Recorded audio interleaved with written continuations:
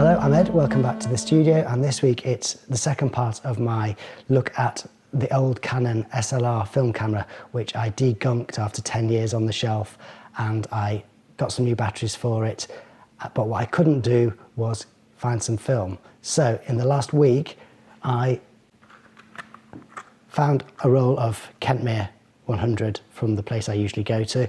It's the same film I used with the Yashica, so I can do a side-by-side comparison of the results, see if they came out better or worse with the Canon SLR camera, whether the issues of light leaks and softness around the edges was cured.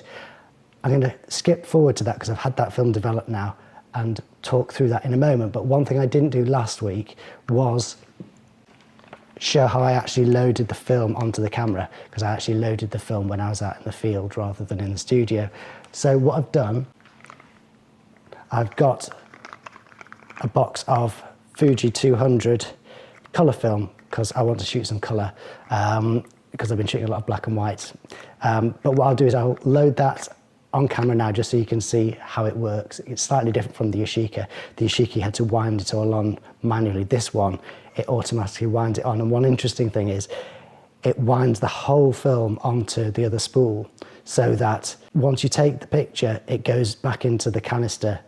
So should the back open, should there be a light leak or an accident, all the film that you've already shot is safely back in the canister and won't be spoiled, which I think is a really clever and sensible thing, and I don't know why that wasn't always the way. It also means that your first picture, when it's numbered 1 to 36, is actually your last one, because you start shooting from the end of the roll to the beginning. So that's really interesting and something I'd completely forgotten about. But anyway, I'll show you how this is loaded up, and then I'll go back to showing you the results of the black and white that I shot on this camera over the last week. Okay, so we will open our box of colour film, used by 2025.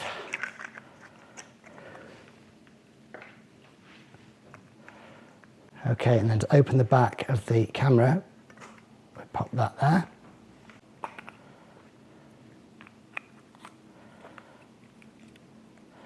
And the film goes in and it just clips onto this red spool, and you lay it along the bottom and line it up with the orange marker, which I don't know if it's visible there.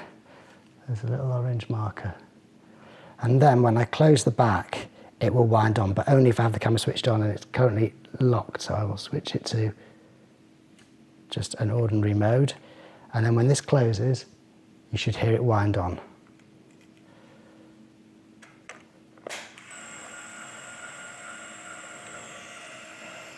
I don't know if you can see the number going up.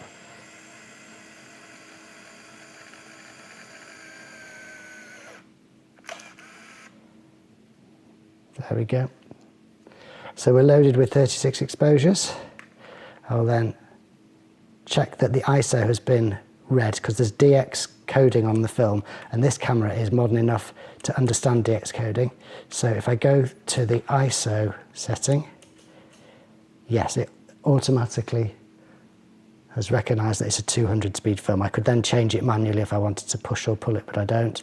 I just want to switch it off, and then I will go out and shoot some colour later today, hopefully. Okay, so we're going to turn our attention to the black and white film that I have already shot now. I asked for it not to be cut, but it has been put in a nice plastic sleeve this time to protect it, so it should be dust and fingerprint free. I've also improved my scanning setup a little bit. I'm using a proper tripod. I was using a light stand before and it just wasn't stable enough. Also, to hold the negatives flat, I have 3D printed a little widget here, which I can lay on the slide, on the negative, to hold it flat against the scanner, and it's got runners on either side, so there isn't a cross piece, so it won't damage the frames at either side. It's literally just resting on the perforations, and it's perfectly smooth. So that's a nice little extra, and I've put little thumb holes here just to hold it gently in place. So light box is on, Let's see what we've got. Okay, so let's start with this one. So I just need to check the focus on both sides. That's pretty good. Just check from side to side to make sure it's all the way across, but the camera is completely perpendicular, so it should be sharp all the way across. And then I've got this set to a timer because I haven't got my cable release with me today, but that should mean that there is no shake. Let's see how that's appeared. That is looking nicely sharp. I'm on f8, so that should give sharpness through the slide, through the film.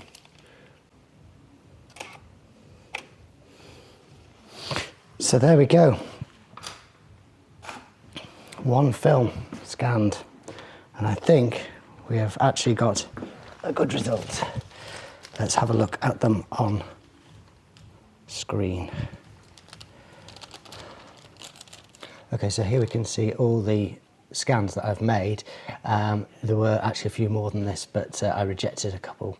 What I'll do now is I will show you the ones that I felt were worth working on more, so they've been cropped slightly and processed to show them to their best advantage. So a little slideshow. Okay, so here we are in Photoshop and we're looking at those black and white scans that have now been cropped slightly, and also they've had the levels and curves adjusted to improve the contrast. So if we go into this one, we can see the grain there at 100%. It's a pretty good scan. I know a lot of people quite rightly say that if you use an extension tube to get a scan, there is the problem that there will be softness around the edges, and you can see a bit of softness here. But what I have done is, rather than going to fill the whole frame of the digital camera with the negative, I'm using a slightly shorter extension tube so that it's not actually going all the way to the edges, which means it's a slightly smaller file, so not quite such high resolution, but it reduces the softness in the corners. So this is one before I started doing that. If I move on to this one, obviously it has been slightly cropped, so the edges aren't there, but you can see that it's pretty much sharp all the way through.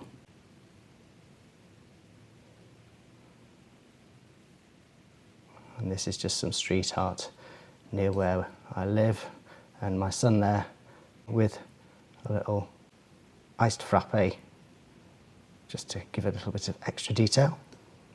So this image didn't work out as well as I'd hoped, but better than I'd feared. So I did get this reflection of the windows light in the road, which was really lovely, and I also got the shadow of the guy on the scooter and the turn arrow, and it's quite nice contrast.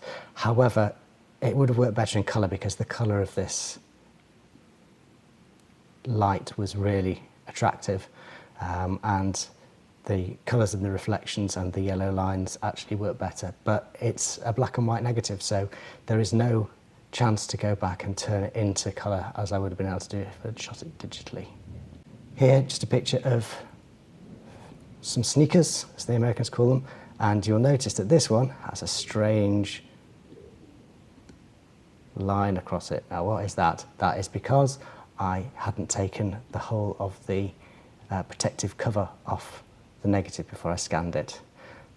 But then I actually thought, do you know what, I kind of like that. It adds something. I like geometrics and it's kind of interesting. I'm going to keep it as it is. Then here, I was trying to get the shadows here, and somebody walked across the street at exactly the right moment, and it was quite a nice shot, so you can zoom in and see that it is sharp all the way through.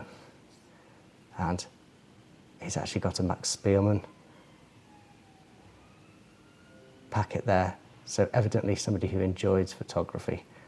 And this finally is probably the sort of shot that I would normally have gone for in digital, where you've got these geometrics and somebody who's unidentifiable crossing the street, their face concealed, and again somebody with their back to us there. So that's probably the only one that fits with my kind of work. But the pictures that I've been taking here, they are just tests. I was testing this camera to make sure that I could get good negatives from it and scan them and get a good result before I wasted time actually taking pictures with it and then found that nothing was usable. So in the next episode you will see some colour work, which hopefully will be a bit more interesting. But that is a look at the Canon Eos500. Does a good job. Okay, so that just about wraps it up for another week. Thanks again so much for joining me, listening to me ramble on. Please like and subscribe, let your friends know about this, because it really does help. I can see that I've sort of stabilised around 50 views per week, which is lovely, but it would be so nice to get a few more people watching this to make me feel like I can justify the time I'm spending on it, which I know isn't a great deal, which is why these things are a little bit bare bones. But I don't want to spend my time making videos. I really want to spend my time shooting pictures, but I also want to share my process with you, and I hope you appreciate me doing that. I certainly appreciate you being there and giving me your comments afterwards so I can improve and find out more about what you like, where we meet and all this sort of thing. So enough prattling on. Have a great week, and I will hopefully see you same time next week for another video. Not quite sure what it's going to be yet, but hopefully it'll be something fun. Bye for now.